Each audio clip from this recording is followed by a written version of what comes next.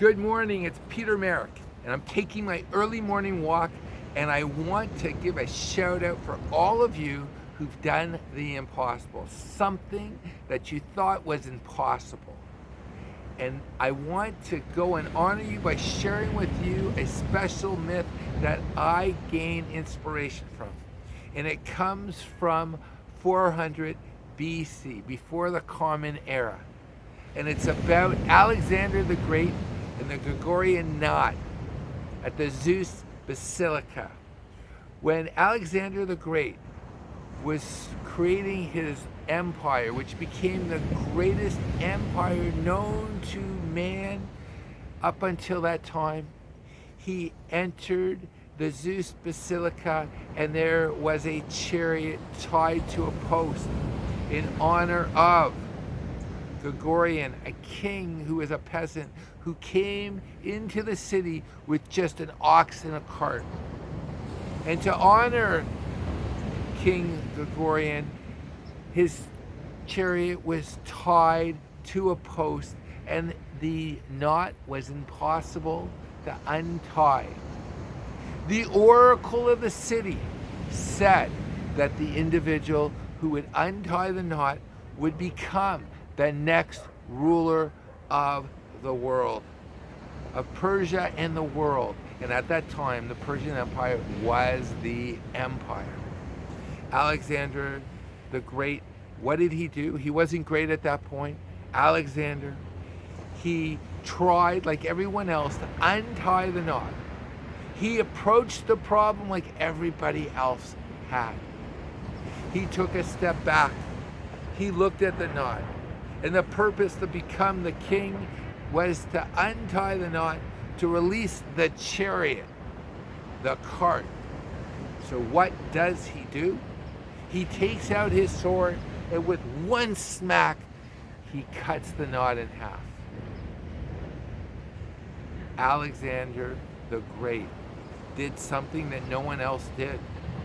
He cut the knot. He untied the knot, and he became the king of the world. Think about how you can take a problem that seems impossible to deal with, and you can find a solution. One of the greatest things about humanity is our ability to think. Homo sapien, wise ape. We are not stronger than other apes. Many other animals on this planet have the ability to hear better, to see better. What we have is the ability to step back and then move forward. We have the ability to plan. So I'm just going to leave you really quickly with a planning strategy that I find useful for me. When I want to attack a problem, the first thing I do is I write down what I want to accomplish. That's number one. What's my intent? Is it authentic? Is it what I really want?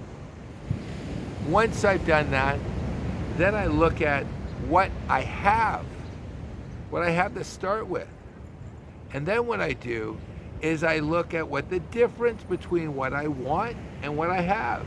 And instead of moving towards what I want, in my mind I work backward. I start asking myself what I need to do to get to the point that I want to be, from where I am now to the point I want to be. But that means nothing. What I then do is I write it down, because it means nothing unless I've written it down. But more importantly, after I've written it down, I've identified my intent, I've looked what I've had, I've looked at what the difference between what I need to do and what I have right now, and I've written it down. I need to take action, plant my feet down and take action. And then when I reach my goal, I then go and I review it, because my life changes. Life is boring if your life happens to be a bunch of destinations you ended at.